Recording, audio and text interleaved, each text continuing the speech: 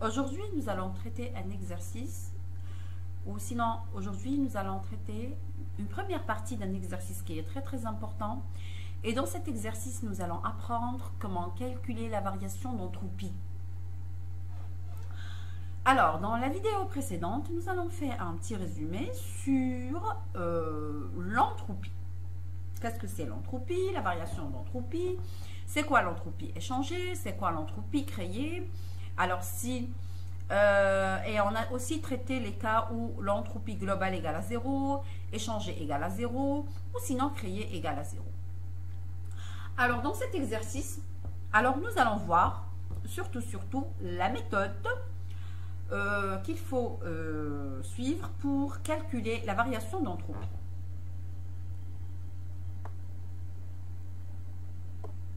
Un solide de masse M1 de chaleur massique à pression constante CP1 à la température T1 est mis en contact thermique avec un corps de masse M2 de chaleur massique CP2 à la température T2. Le système sigma formé par l'ensemble des deux corps est isolé. Donc, est isolé, c'est très important. Alors, la première question, évaluer delta S1, delta S2, variation d'entropie du système sigma 1 constitué par le premier corps et du système sigma 2 constitué par le deuxième corps. En déduire delta S, variation d'entropie du système sigma. Alors ça c'est pour l'application numérique. Et après il nous demande c'est quoi la conclusion. Et la question B, c'est d'examiner le cas où les masses et les capacités calorifiques sont constantes. À mon avis, et moi j'ai une méthode, avant de commencer un exercice, il faut toujours que je fasse un petit schéma, là où je mets tous les données au-dessus. Après les données, j'essaie de voir de quoi s'agit-il, quelles sont les données, quelles sont les hypothèses, le théorème, et après on y va. Alors donc, ici j'ai schématisé le système à peu près.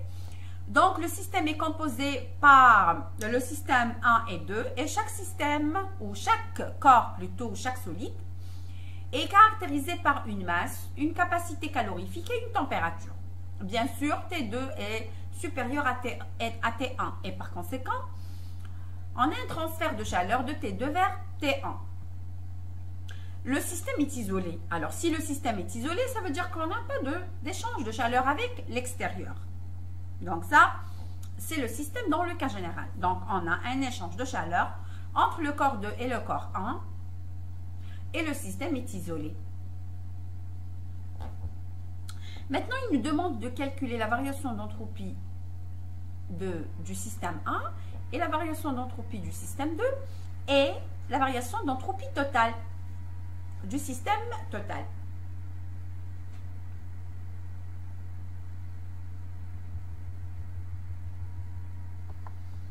Alors, ici, nous allons décortiquer les données.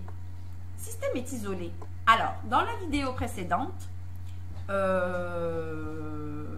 c'était le résumé du cours sur le deuxième principe de la thermodynamique.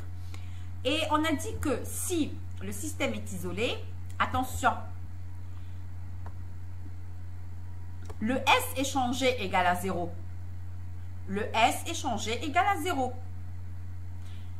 Et dans ce cas-là, le delta S du système isolé égale à S créé du système global.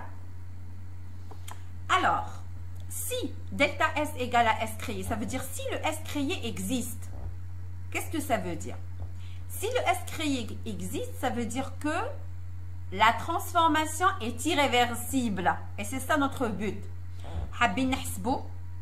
Le delta S, le delta S du système global égale à l'entropie créée. Ou qui nous égale à une valeur, nous La transformation est irréversible. C'est le but. Et ça, c'est connu, je pense, hein, pour un système isolé. Donc, il n'y a pas un échange de chaleur avec l'extérieur. Et par conséquent, la somme des chaleurs reçues plus la somme des chaleurs cédées égale à 0. Q1 plus Q2 égale à 0. Donc, tous les problèmes, là où il vous demande de calculer la variation d'entropie, il faut toujours utiliser l'identité de thermodynamique.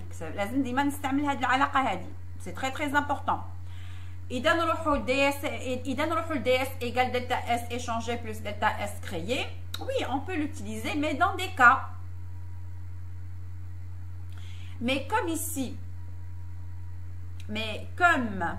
ici, c'est le système global c'est le système global qui est isolé, c'est le Q total qui est égal à 0.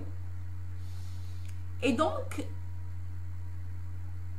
on commence par l'identité de thermodynamique. Donc, ça, c'est la première, c'est une identité de thermodynamique, elle est très connue. Et donc, on tire le DS en fonction de l'énergie interne et en fonction de la pression, de la température et des V. Ça veut dire c'est la variation de volume.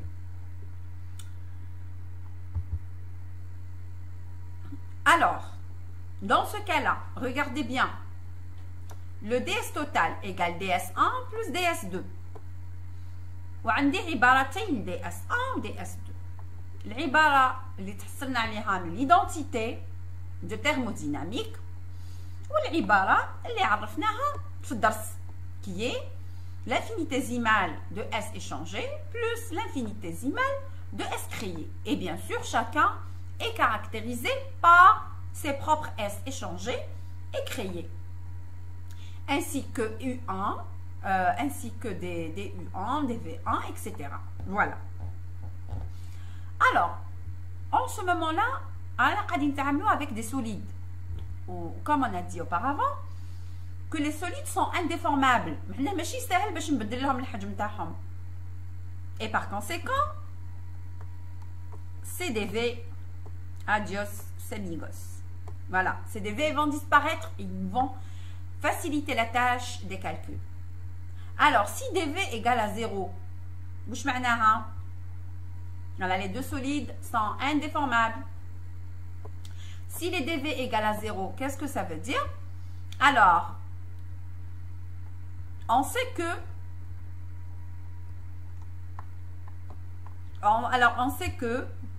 alors si les dV égale à 0, donc ds total est donné comme suit. C'est en fonction que de l'énergie interne ainsi que de la température. Alors, je reviens sur les dV. Alors, si les dV sont nuls, par conséquent, le travail est nul. Et dans ce cas-là, je peux calculer ou je peux trouver la formule de l'énergie interne. Alors, en appliquant bien sûr le premier principe. Le premier principe, qu'est-ce qu'il dit?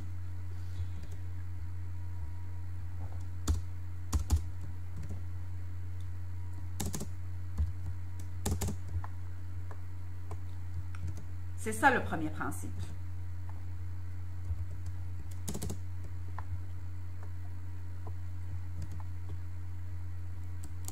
Voilà. Donc, c'est ça le premier principe. Alors, si celui-là, alors si delta W disparaît, donc il ne nous reste que ça.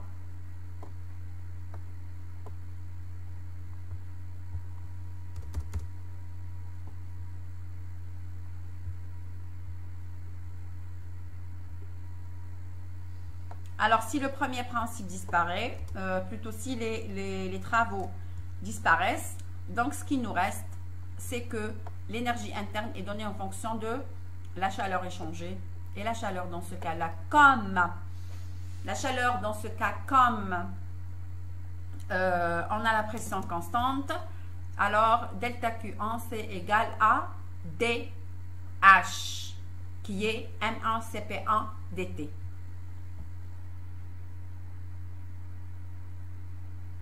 D'où نعوضوا Alors, donc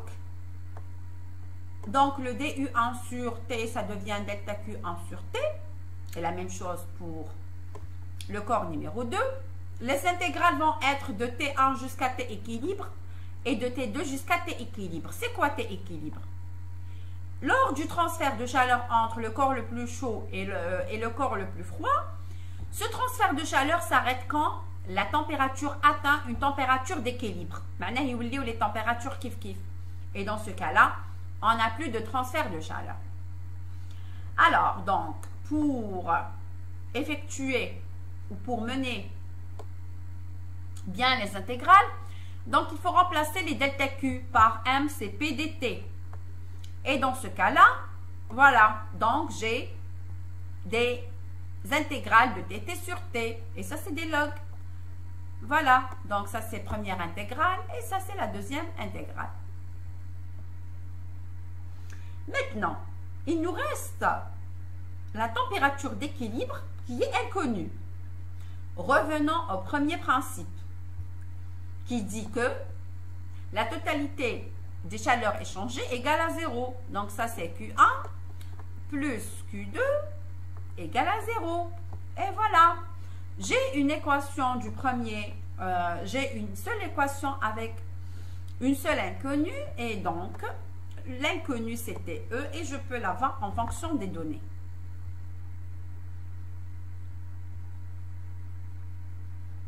D'autre part, je reviens. Alors, d'autre part, j'ai le delta S du système isolé, c'est delta S échangé du système plus delta S créé du système. Le delta S échangé du système, c'est delta S échangé 1 plus delta S échangé 2. Et la même chose pour le delta S créé. Et comme le système est isolé, donc c'est ce terme-là qui est nul. Donc, ce qui nous reste, c'est celui-là. C'est le S créé. Et par conséquent,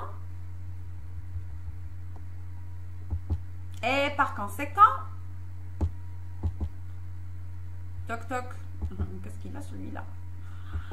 Allez, je sais pas ce qu'il a.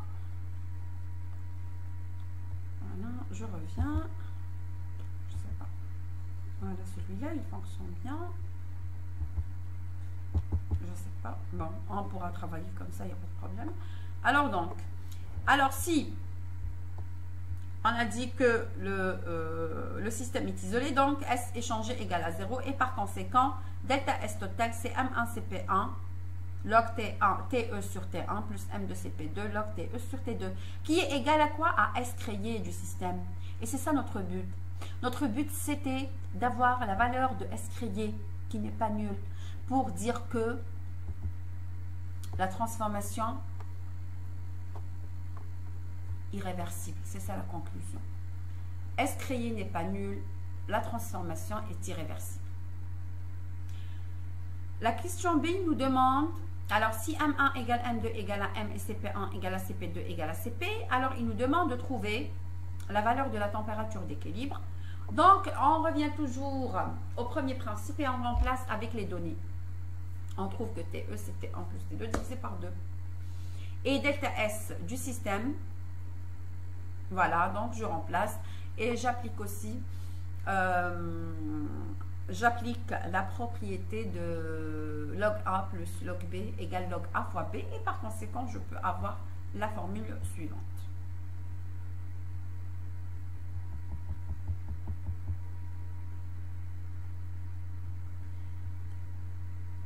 Voilà, donc c'est fini pour aujourd'hui. Alors, pour pouvoir suivre la deuxième partie de cet exercice, ما عليكم إلا تضغطوا على جرس الاشتراك وإلى الملتقى إن شاء الله.